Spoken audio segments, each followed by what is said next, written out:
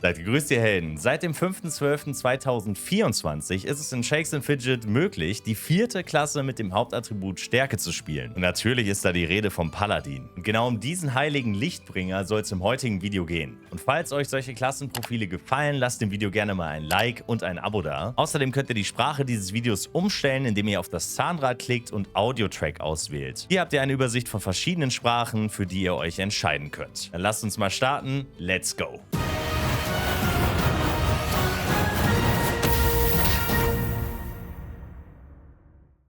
Der Paladin besitzt einen Ausdauermultiplikator von mal 6 und gilt damit als Klasse mit der meisten Lebensenergie im Spiel. Er hat damit sogar einen höheren Multiplikator als der Krieger oder der Kampfmagier. Paladine tragen schwere Rüstungen in Kombination mit einer Kette, einem Ring und einem Talisman. Und um sich komplett auszurüsten, braucht man 10 Gegenstände, wovon 9 einen Sockel für einen Edelstein besitzen. Zusammen mit dem Krieger gilt der Paladin als eine der einzigen Klassen im Spiel, die einen Schild tragen. Allerdings besitzt dieser Schild keinen Sockel für einen Edelstein. Dafür wird der Edelstein eurer Waffe mal 2 multipliziert. Des Weiteren kann jeder eurer Ausrüstungsgegenstände ab Level 90 beim Schmied verbessert werden und sobald ihr 1000 Runen im Arena Manager erspielt habt, auch eine Rune tragen. Gleiches gilt auch für die Verzauberung der Hexe, sofern ihr diese ab Level 66 freigeschaltet habt. Euer Schild bleibt allerdings von Runen und Verzauberungen unberührt, dieser lässt sich aber beim Schmied verbessern. Nicht nur was die Lebensenergie angeht, ist der Paladin gut aufgestellt, sondern ist er mit einer maximalen Schadensreduktion von 45% ausgestattet und kann damit gegnerische Treffer sehr gut wegstecken. Und nur zur Erklärung, die Prozentzahl der Schadensreduktion entsteht aus den Rüstungswerten eurer Gegenstände. Diese erhöhen eure Schadensreduktion im besten Fall bis zu dem jeweiligen Maximalwert einer Klasse. Im Allgemeinen kann man sagen, je höher eure Rüstung und somit auch eure Schadensreduktion ist, desto weniger Schaden erleidet ihr im Kampf. Bevor wir jetzt über die Fähigkeiten sprechen, müssen wir uns noch anschauen, wie Paladin ihre Kämpfe bestreiten. Und das tun sie neben ihrem Schild mit einer Nahkampfwaffe. Diese Nahkampfwaffen besitzen immer dieselbe Menge an Attributen wie eure anderen Ausrüstungsgegenstände. Dafür kosten sie euch nur eine Zerlegung beim Schmied. So, das wäre geklärt. Lasst uns jetzt mal zu den Fähigkeiten kommen. Let's go!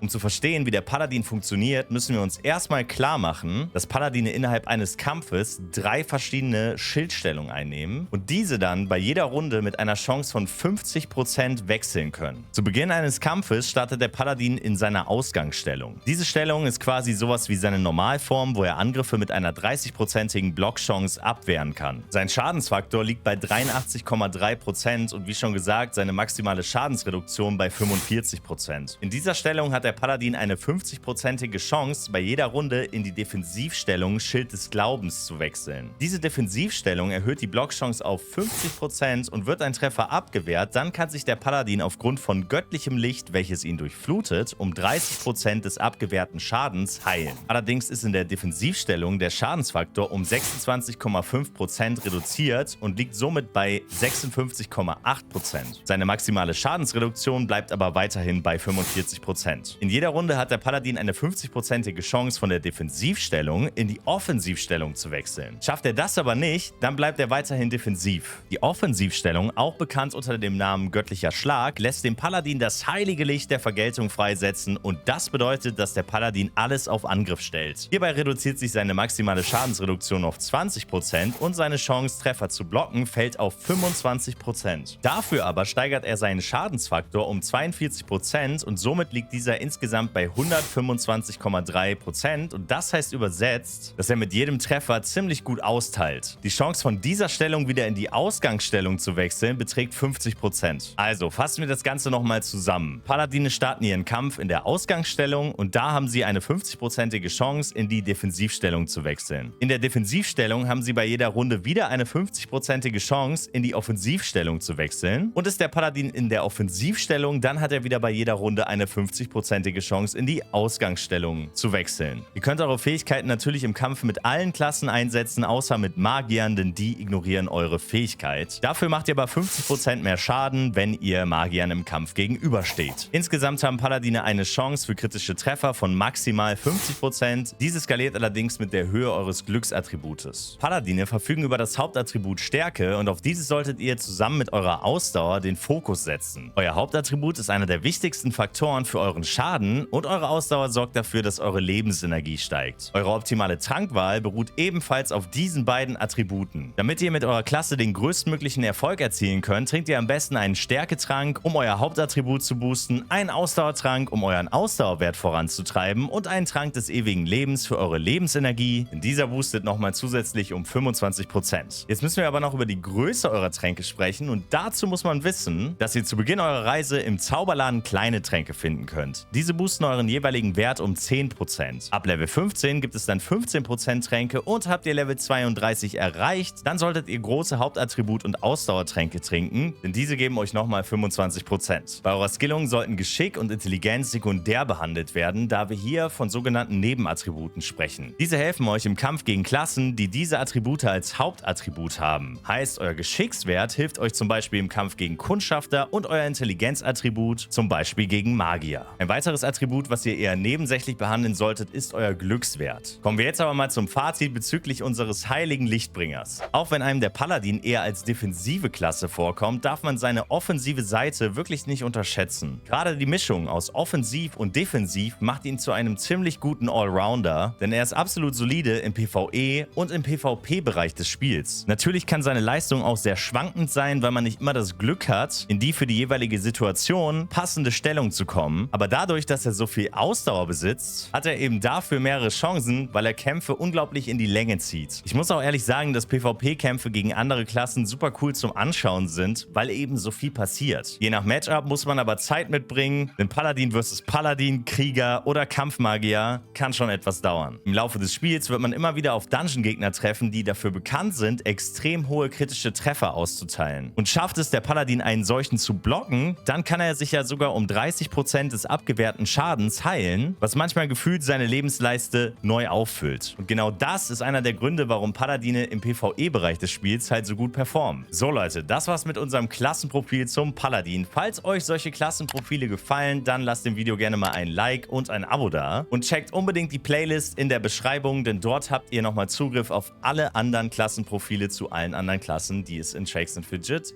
gibt. Ich bedanke mich fürs Zuschauen. Wir sehen uns bald wieder auf diesem Kanal. Macht es gut. Ciao, ciao.